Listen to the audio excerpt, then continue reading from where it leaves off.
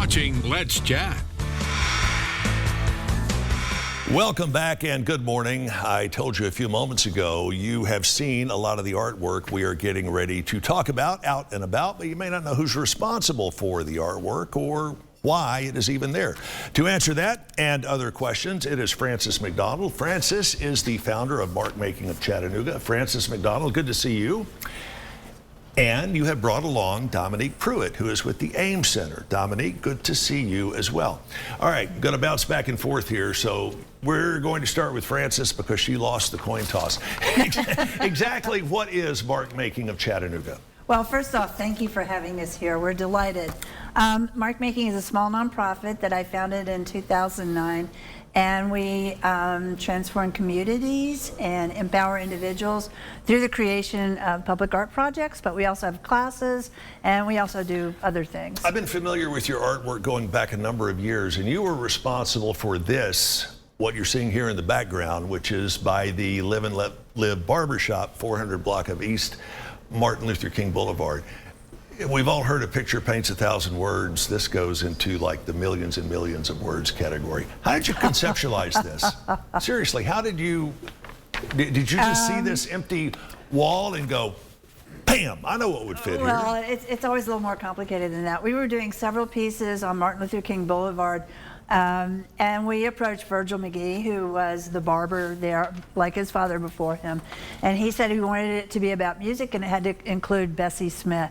So we started with the idea of featuring musicians, so it became Big Nine Legends, because all those musicians were fairly legendary. Sure. And we were working with the Partnership of Family, Children, and Adults with the young men in their group homes. So we had to figure out how they could do the parts of this project. And fast forward, this is kind of the end result, and it may even still be a work in progress. I got to jump over to Dominique for a moment. Dominique, obviously with an artist of Frances's caliber, you got to be excited, since you're with the Ames Center, to team up to see what she's got, and more importantly, maybe what still hasn't made it from the head to the canvas yet. Yes, I am so excited. My mind is blown at all the opportunities I get to be a part of. And I'm just so excited and thankful to be a part of this project. Frances always has something perking in the works, if you will. And we got a couple of pictures over here that I wanted to show briefly.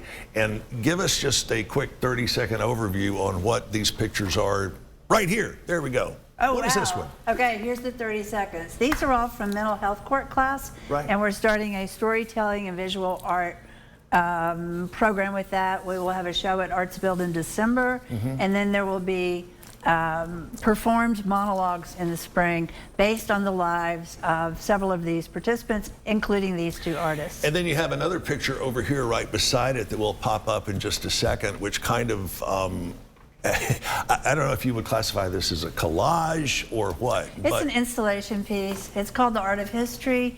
It was on the Riverwalk. I gave you this image because it's an image that a lot of people would know, right? That they would remember, but it was the history of the Bluff Furnace, and it was created by UTC students. All right, I'm going to bullet through these next questions. Bonnie Curry Stamps. Tell me about Bonnie and what her importance is to you.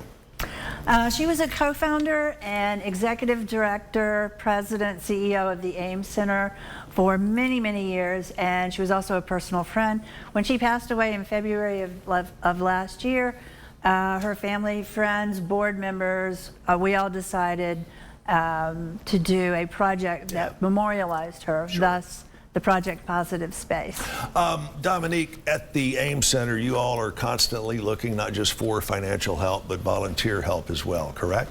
Yes. How do people get that ball rolling about getting in touch with you to find out what they can do to help out the Ames Center? At the Ames Center, I'll tell you what, I'm going to answer that question for you. You can get in touch with the folks at the Ames Center. They're only a mouse click away. Unfortunately, we're up against the clock, but we do want both of you to come back here over the coming weeks, and we're going to talk a little bit more about this beautiful piece. Frances, tell us some other pieces around town that you've done. We only have 20 or 30 seconds left. Oh my God. Riverfront Parkway? Yeah, Riverfront Parkway. Right. And more recently, the Stoveworks project called It's Our Turn is absolutely beautiful. It's in the courtyard of Stoveworks. I would definitely go and look at that. Yeah, it's simply amazing.